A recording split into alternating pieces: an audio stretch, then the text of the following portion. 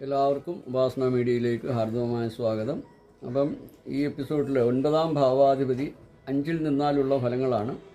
സന്താനങ്ങളിൽ നിന്ന് ഗുണം, സന്താനങ്ങൾക്ക് ഉയർന്ന പദവികൾ, ആ പദവികൾ എത്തിച്ചേരുക, വിദ്യാപുരോഗതി, എവിടെയും ഒരു സ്ഥാനം, പ്രശസ്തി, ധനനേട്ടം, ഈശ്വരവിശ്വാസം, പരോപകാര തൽപരത, ഗുരുജനങ്ങളോട് അങ്ങേയറ്റം വിനയം, ഗുരുജന ഭക്തി, ഭാഗ്യവർദ്ധനവ്, സർക്കാർ സംബന്ധമായ ഗുണാനുഭവങ്ങൾക്കും അതിനും സാധ്യത. ഇതാണ് ഫലം. 9ാം ഭാവാധിപതി 6-ൽ നിന്നാൽ ശത്രുഭയം, വ്യവഹാര പരാജയം, തസ്കരഭയം, ശരീരസൗഖ്യക്കുറവ്, അംഗഹീനത്വം, സന്താനങ്ങൾക്ക് രോഗാദി ദുരിതങ്ങൾ, കുടുംബജീവിത സൗഖ്യക്കുറവ്, മനസ്സുഖക്കുറവ്, ശരീരക്ലേശം, ഭാഗ്യഹാനി, ഭാര്യാഭർത്തൃ സുഖഹാനി, അന്യജനങ്ങൾക്ക് ഇഷ്ടപ്പെടാത്ത സ്വഭാവം, സ്ത്രീകളുമായും മറ്റും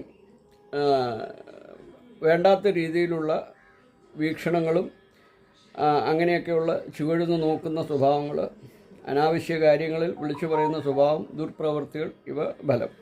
9ാം ഭാവാധിപതി 7-ൽ നിന്നാൽ വിവാഹയോഗം, വിവാഹം നേരത്തെ നടക്കുക, നല്ല ലക്ഷണ ഗുണമുള്ള ഭാര്യയെ ലഭിക്കുക, ഇവരുടെ ഭാര്യമാർ പക്ഷേ അംഗവൈകല്യം ഉള്ളവരും ആകാൻ സാധ്യതയുണ്ട്. ഐശ്വര്യം, കുടുംബ പ്രീതി, കാര്യപ്രാപ്തി, സത്യവതികളും നല്ല സ്വഭാവത്തോടു കൂടിയവരും ആയിരിക്കും.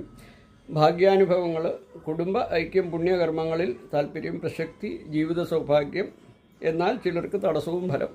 9ാം ഭാവാധിപതി 8-ൽ നിന്നാൽ കുടുംബ ബന്ധുജനങ്ങളുമായി അഭിപ്രായ വ്യത്യാസം, കലഹം, കുടുംബനാശം, സ്വത്തുക്കൾക്ക് നാശം, ധനനാശം, വീട് നഷ്ടപ്പെടുക, ബന്ധുജനങ്ങൾ ഉപേക്ഷിക്കുക, ഭാര്യാഭർത്തൃ അകൽച്ച, വിരഹം, ലൈംഗിക സുഖ ഭോഗഹാനി, പിതാവിന് രോഗം, ദുരിതങ്ങൾ, ദുർപ്രവൃത്തി, അന്യസ്ത്രീ ബന്ധം, ലൈംഗിക താല്പര്യം, മഹാഹാനി, ചിലർക്ക് ലൈംഗിക ബലഹീനത, ശുക്ലത്തിൽ ബീജാണുക്കളില്ലാതെ വരിക, സന്താനശേഷി ഇല്ലാതെ വരിക, ശുഭഗ്രഹമാണെങ്കിൽ ഭാഗ്യാനുഭവം ഉണ്ടാവും. ഇതാണ് 5ാം ഭാവാധിപതി 8-ൽ വരെ നിന്നാലുള്ള ഫലങ്ങൾ ഞാനിവിടെ പറഞ്ഞത്. നന്ദി, നമസ്കാരം, ഹരി ഓം.